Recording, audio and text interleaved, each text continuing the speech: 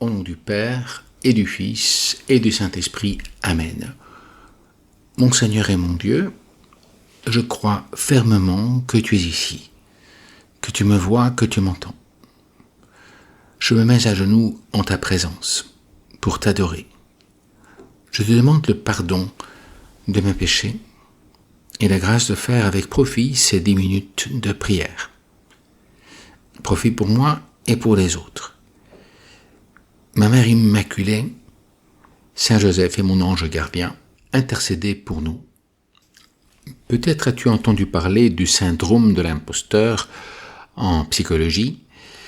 Il s'agit en fait d'une sorte de syndrome où la personne pense qu'elle est trop récompensée pour ce qu'elle a fait.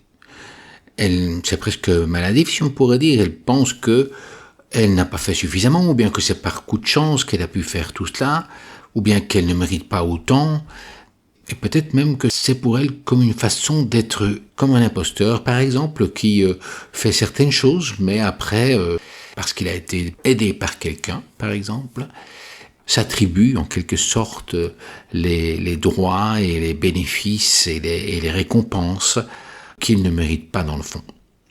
Bon, et certains affirment que nous devrions tous, nous chrétiens, avoir un syndrome de l'imposteur devant Dieu, parce que nous ne pouvons rien mériter devant Dieu, en toute justice.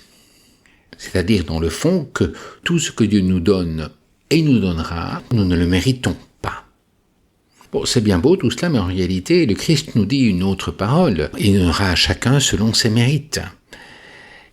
Alors, comment combiner tout cela par rapport à l'évangile que l'Église nous propose de lire aujourd'hui et que je vais vous raconter parce qu'il est assez court.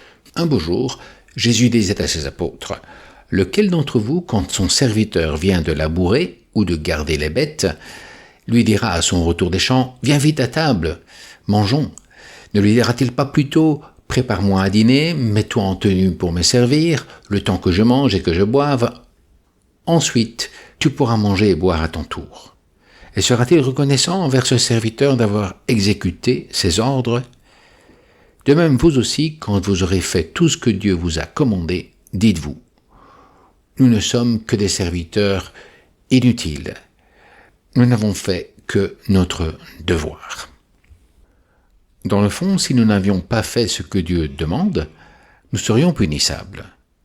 Donc, que mérites-tu ? Tu as donné à ton maître ce qui lui revient, ce que tu devais faire, même sans espérer une quelconque récompense. Tu devais quand même le faire. Je veux dire que Dieu te donne justement de faire ce qu'il te demande, grâce à ses dons, à ses talents que tu as reçus de lui.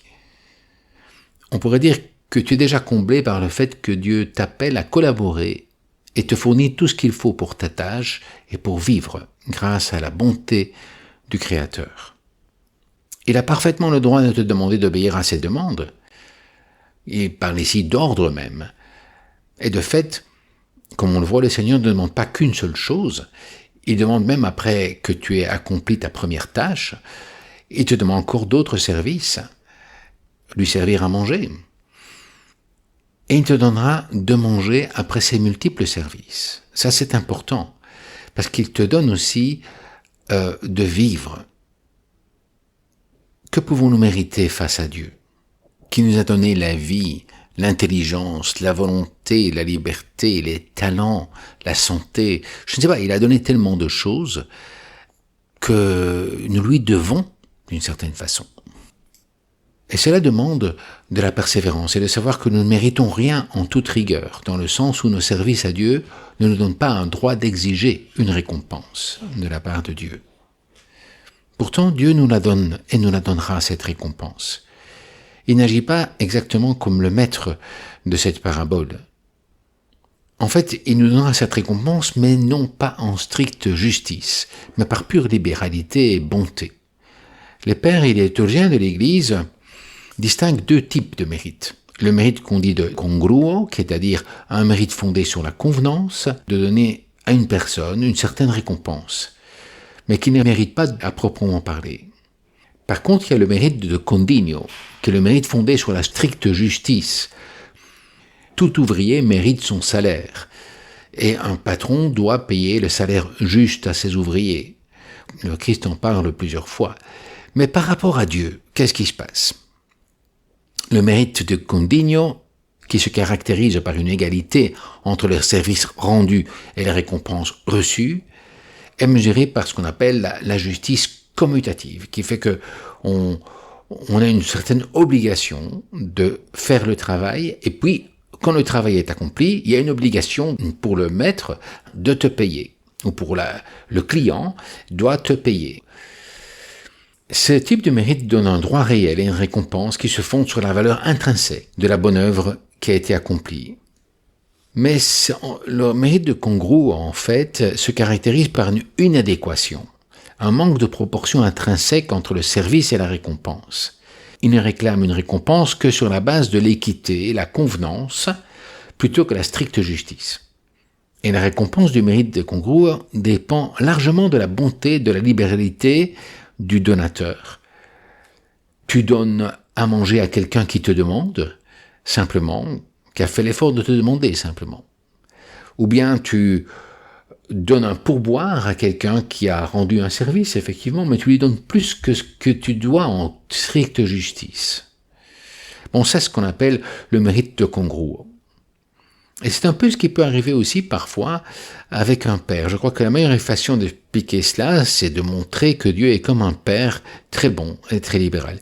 Parfois, tu as des parents qui, pour aider les enfants et les motiver à bien étudier et réussir dans leurs études, leur promettent quelque chose, une récompense, je sais pas, je vais te payer une voiture, ou bien je vais te payer un voyage et des vacances extraordinaires si tu réussis à avoir la distinction, dit un père à son fils, par exemple.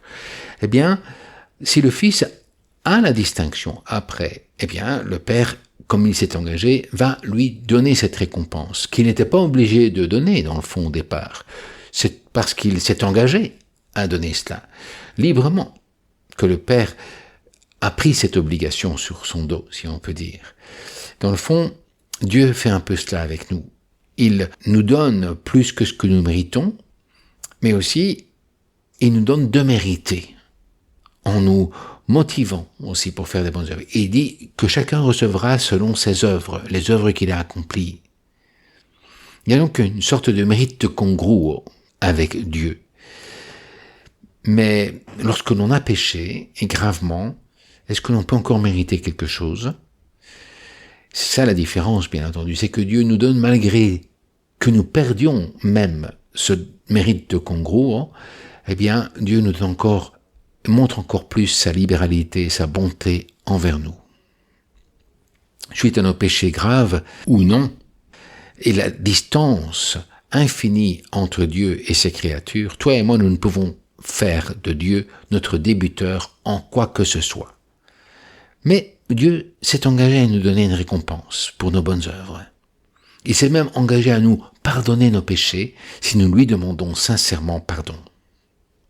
Et donc, parce qu'il s'est engagé, il y a un certain mérite qui apparaît. Si nous réussissons à relever le défi, le challenge du Père, un challenge que le Père pose librement, sans y être de fait obligé, il nous donnera d'être sur-récompensés. On pourrait dire en anglais « over-rewarded ». C'est ce que Dieu fait en nous promettant le ciel, la béatitude éternelle. Après lui avoir obéi et l'avoir servi jusqu'à la fin de notre temps d'obligation, il nous donnera lui-même la gloire éternelle et à manger dans les noces éternelles. Bon, en tout cas, on peut remercier Dieu le Père pour faire cela. Même Marie entre dans cette libéralité de Dieu. Elle a été préservée du péché originel. Et elle n'a jamais fait aucune faute. Elle n'a jamais perdu, en quelque sorte, ce mérite que Dieu nous donne. Demandons-lui aussi de nous aider à savoir profiter comme elle de tout ce que Dieu nous a donné pour le servir, pour faire du bien autour de nous et finalement mériter le ciel. Je te remercie, mon Dieu, des bonnes résolutions, des actes d'amour et des inspirations que tu m'as communiquées dans cette méditation. Sainte Marie, ma Mère Immaculée, Saint Joseph est mon ange gardien, intercéder pour moi. Au nom du Père, et du Fils, et du Saint-Esprit. Amen.